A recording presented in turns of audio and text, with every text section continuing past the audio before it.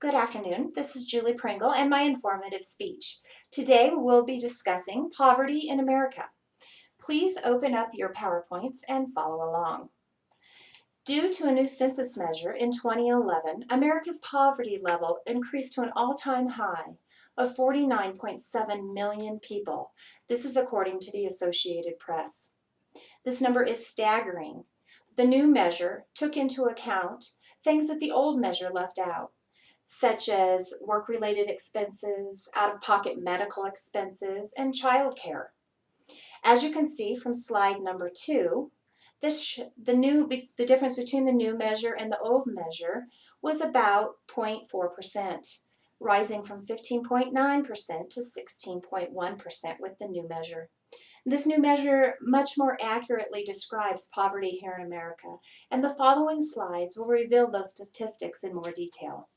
Please turn to the next slide, and you'll see the poverty rates based on percentages over the last 4 years.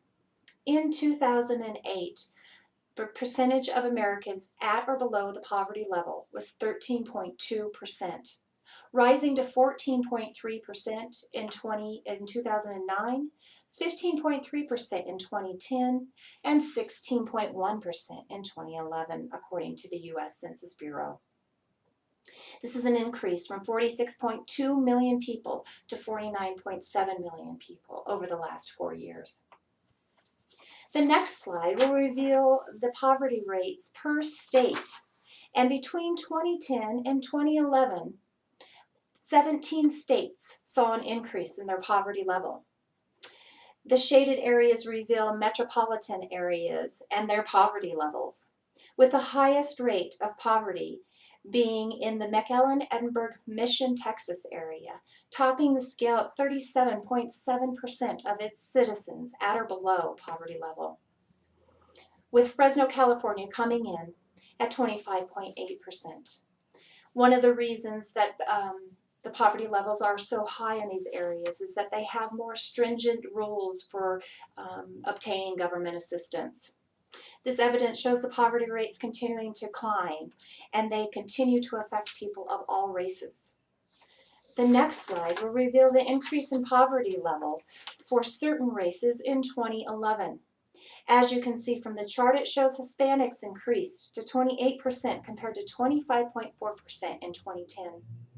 Asians increased to 16.9% compared to 12.3% in 2010, with non-Hispanic whites rising from 9.8% to 11% in 2010.